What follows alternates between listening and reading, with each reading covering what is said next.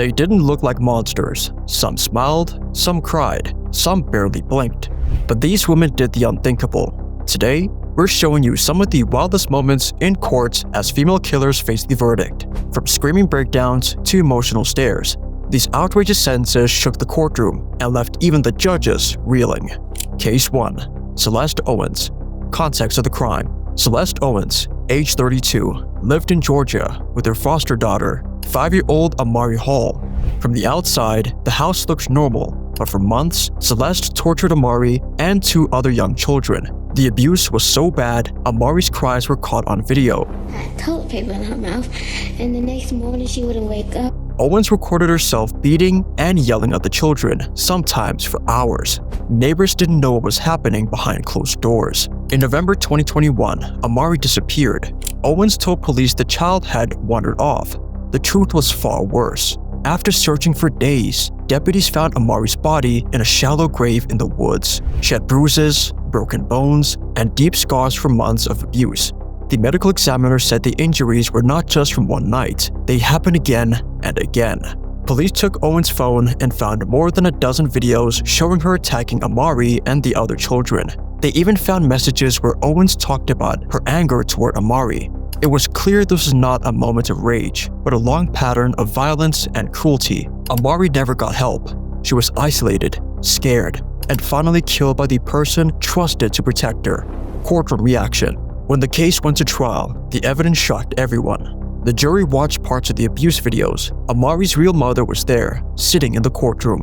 When she saw the images of her child suffering, she couldn't hold back. She cried out loud, shaking and screaming as the jury watched in silence. Even the judge paused to regain composure. Nobody moved as the prosecutor described the pain Amari went through. Some jurors looked down, unable to meet Owens' eyes. The defense offered little explanation, saying Owens lost control. The gallery, made up of family, social workers, and neighbors, sat in stunned silence. The judge told Owens, "This is evil beyond words." Sentence and aftermath.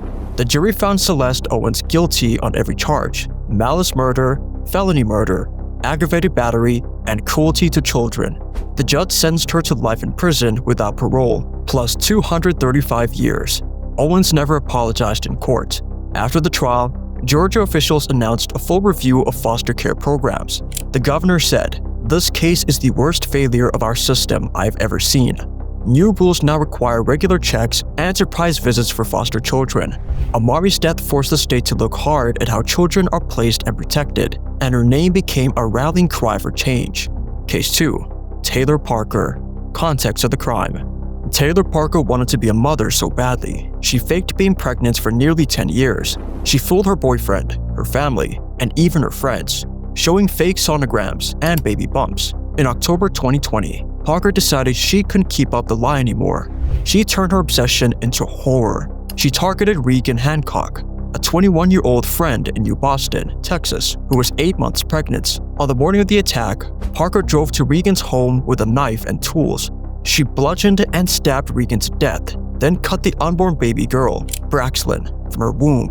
Afterward, she tried to make it look like she had just given birth on the side of the road, hoping no one would suspect her. Parker called 911, saying she needed help because she had just delivered a baby. First responders rushed both her and the baby to the hospital, but the truth came out fast. Regan's body was found, and the baby died soon after.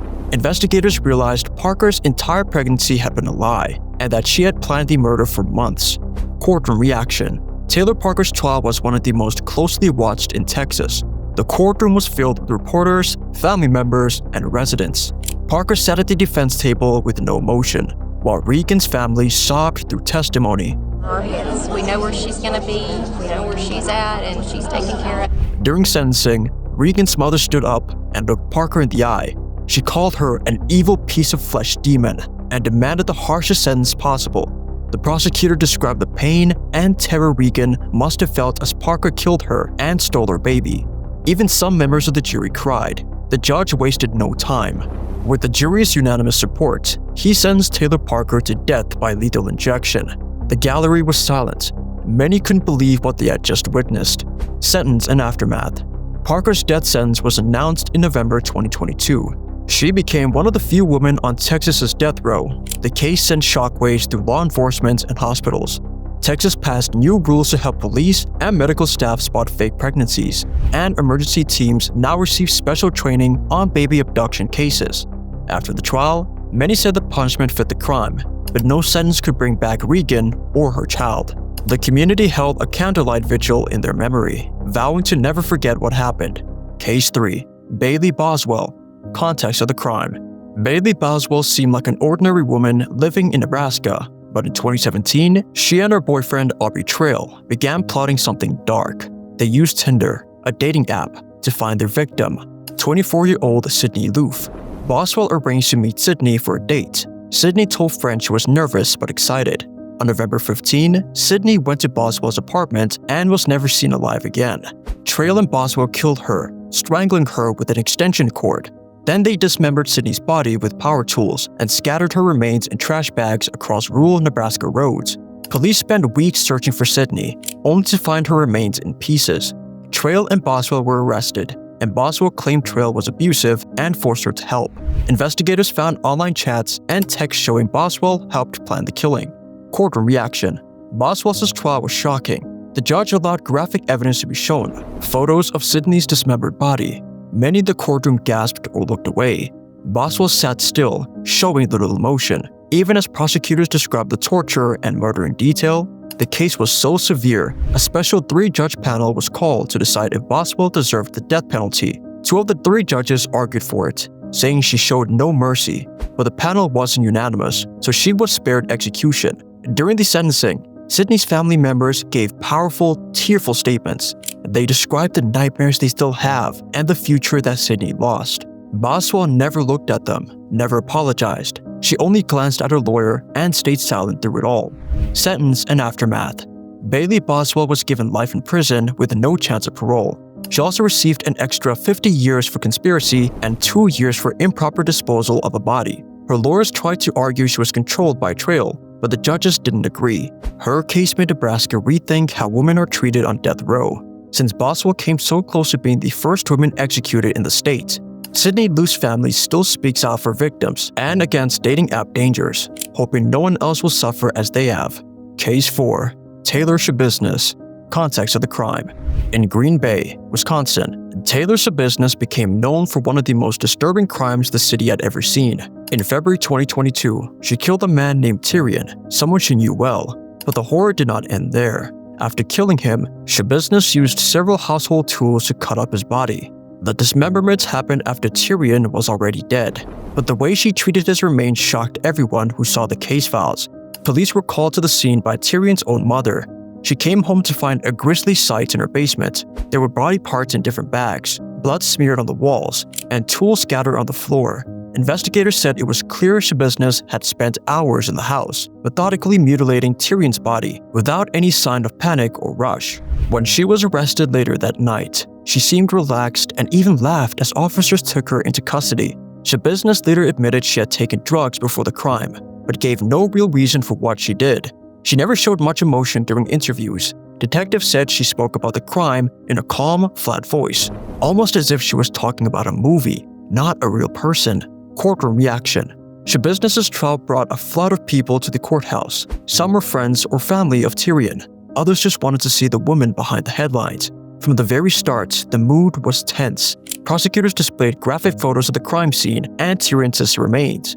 Some jurors visibly cringed or looked away. A few people in the audience left the room, unable to handle the images. Schabusiness sat at the defense table, hands folded, eyes mostly fixed ahead. She barely reacted to the evidence or testimony. Reporters wrote that her face stayed blank, even as her own lawyer described the brutality of her actions. When her sentence was read out, she didn't flinch. The judge said the court had never seen a case so lacking in basic humanity. Sentence and aftermath. Taylor Schabusiness received a life sentence without the chance of parole.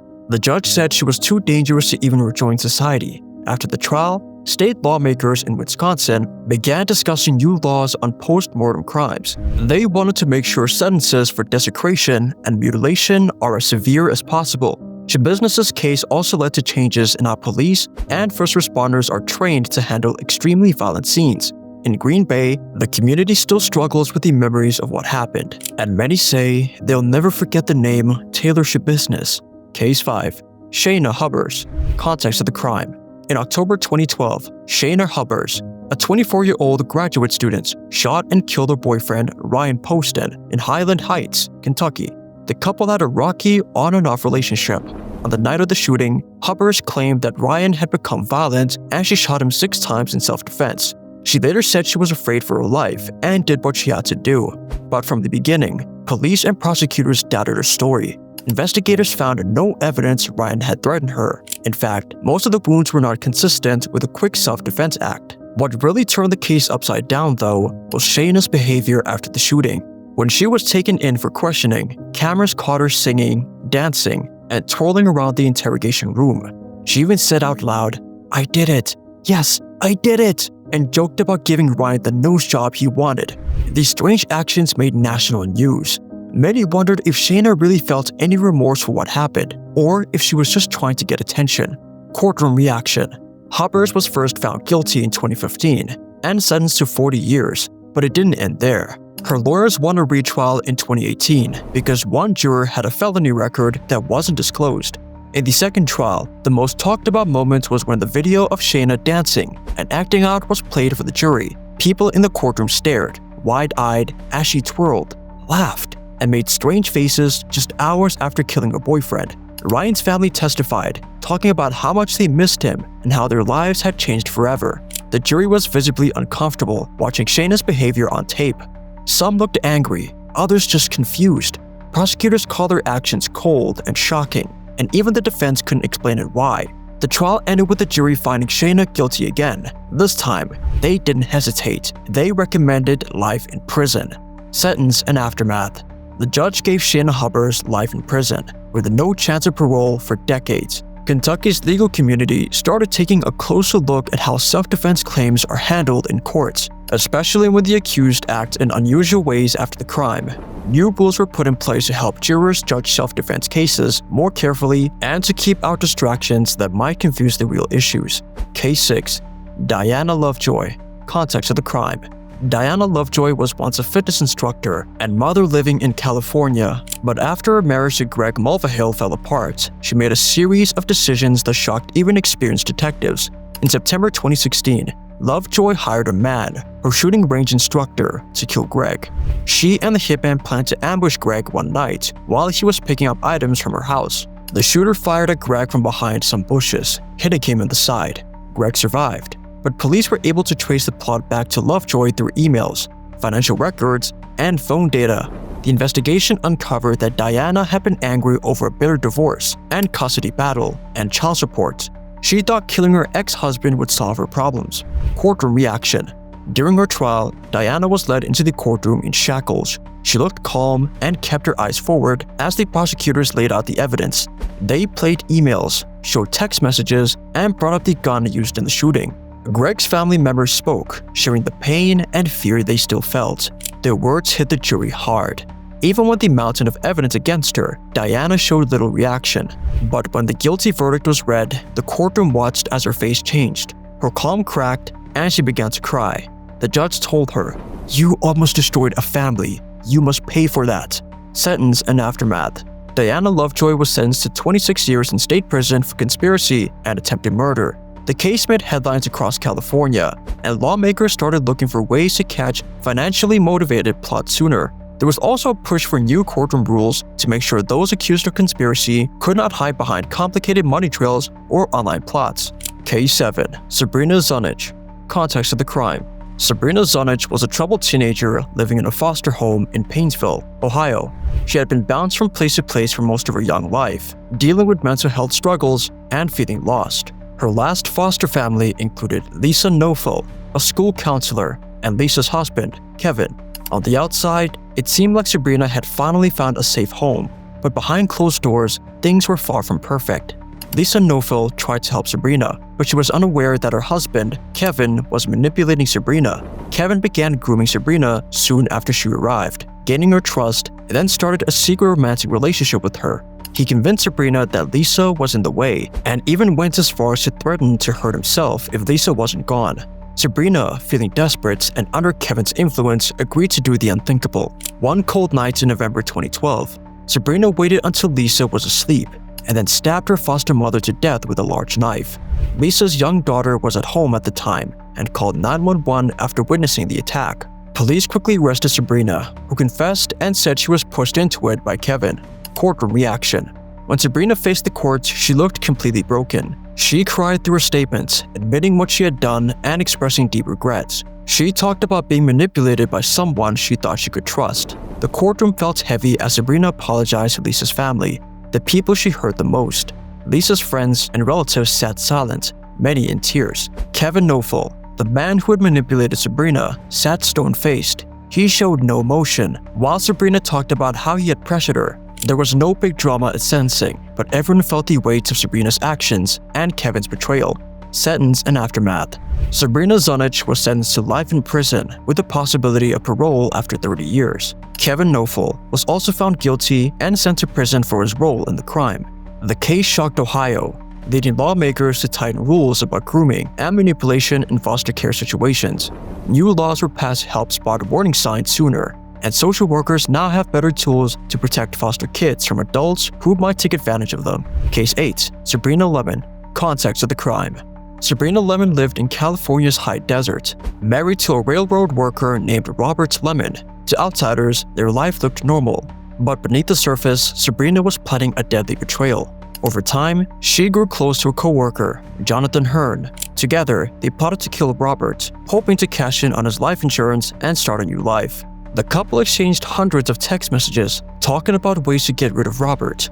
Jonathan agreed to be the one to pull the trigger. In August 2014, Hearn ambushed Robert at a remote rail yard, shooting him dead before setting fire to the scene. Police at first struggled to piece the case together, but cell phone records, text messages, and testimony from Sabrina's friends soon painted a clear picture of a murder motivated by money and love. Courtroom reaction. In court, Sabrina sat calm and mostly silent. She rarely showed emotion, even as prosecutors read out her text messages plotting the crime. Friends who had once stood by her were called as witnesses. They talked about how Sabrina changed after meeting Jonathan and how she kept secrets from everyone. Some testified that they had warned her to be honest about her feelings and her marriage, but she never listened. The jury watched and listened closely. The betrayal stung, and many found it hard to believe that Sabrina, who had always seemed gentle, could be behind such a calculated crime. When the verdict was announced, Sabrina still barely reacted, but the families on both sides wept in the gallery, mourning the loss and the deep sense of deception. Sentence and aftermath. Sabrina Lemon received a sentence of 25 years to life for helping to plan her husband's murder. The case made lawmakers in California rethink how financial motives factor into murder charges. Now, insurance payouts in suspicious death cases are flagged much more quickly, and penalties for financially motivated killings are harsher. California also changed some rules in courtrooms, making sure juries always see evidence of hidden motives and encouraging friends or family to report signs of betrayal or secret affairs. Case 9. Erica Stefanko. Context of the crime. Erica Stefanko's crime happened in the small town of New Franklin, Michigan.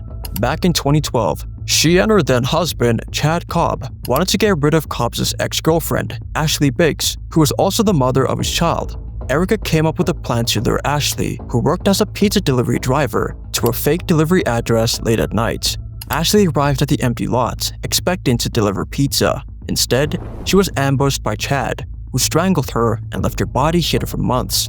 Erica helped by placing the order and helping cover up the crime. It took police years to piece together what happened, but eventually, both Erica and Chad were charged with murder. The original trial fell apart due to problems with the jury. Specifically, a juror had been tampered with. This meant Erica had to face another trial, years after the crime. Courtroom reaction. The retrial was intense. By now, Ashley's family had been living with their loss for years, and emotions were raw. Erica took the stand and broke down multiple times, crying as she tried to explain her actions and her changing story. She admitted her role in luring Ashley to her death, but tried to shift blame or minimize what she did. Ashley's family, sitting just a few feet away, shook their heads as Erica changed her story again and again. The judge had to pause the trial several times because of Erica's emotional breakdowns. Some jurors looked sympathetic, others looked frustrated or angry. There was no dramatic outburst, but the pain in the courtroom was easy to see. Sentence and aftermath. Erica Stefanko was sentenced to life in prison. she will have a chance for parole only after spending decades behind bars. The case made Michigan rethink how it handles jury tampering, adding new safeguards to protect the trial process. There are now stricter rules about juror safety and clearer guidelines for witness protection, especially in high-profile murder cases. Ashley Bigg's family never stopped fighting for justice. Erica's tears in court didn't ease their pain, but her conviction meant that Ashley's story would not be forgotten, and other families might not have to wait so long for the truth to come out. Case 10. Nikki Sue Ensel. Context of the crime. Nikki Sue Ensel's case unfolded in North Dakota and is the kind of plot you'd expect to see in a movie. Nikki was married to Chad Ensel, but behind his back, she was having an affair with another man, Earl Howard. Instead of leaving Chad, Nikki and Earl decided to get rid of him and collect on his life insurance policy. Their plan was complicated. First, they tried to make Chad's death look like an accident. In January 2020, Nikki and Earl waited until Chad was home alone. Then, Earl shot Chad in the head with a rifle. To cover it up, they set the house on fire, hoping the flames would destroy the evidence. Nikki later claimed Chad must have died in the fire, pretending to be shocked by the tragedy. But investigators quickly found things didn't add up. The fire looked suspicious, and autopsy results revealed Chad had been killed before the fire even started. Police uncovered emails and texts between Nikki and Earl, showing that they planned every step, from getting insurance money to covering their tracks. The digital evidence told their real story, exposing months of secret plans and promises. Courtroom reaction. Nikki Sue Ensel sat in court, looking completely drained. Throughout the trial, she barely spoke or reacted, often staring at the table or her attorney. Jurors listened as prosecutors read out her emails, where she talked about needing money, wanting a new life, and trashing her husband's name. It was clear Nikki was focused more on cashing in than mourning her husband. As the evidence piled up, photos, text messages, bank statements, the courtroom grew tense. The jury saw how Nikki and her lover planned every detail, from the murder to how they'd spend the money. There were no big outbursts, but the silence said it all. Friends and family of Chad shook their heads, unable to believe the betrayal. Sentence and aftermath. Nikki Sue Ensel was convicted of murder, conspiracy, and arson. She got life in prison with the possibility of parole. North Dakota officials were shaken by the way Nikki almost got away with her plot. As a result, the state toughened its rules on insurance payouts when someone dies in a fire or violent crime. Now, there are longer waiting periods for bail in arson and murder for higher cases, and more checks before life insurance is paid. 10 women, 10 stories of trust destroyed, and lives forever changed. Their courtroom moments showed just how hard it is to balance justice and real remorse. Which verdict or reaction hit you hardest? Was it the stone-cold stare, the quiet breakdown, or the raw pain in the gallery?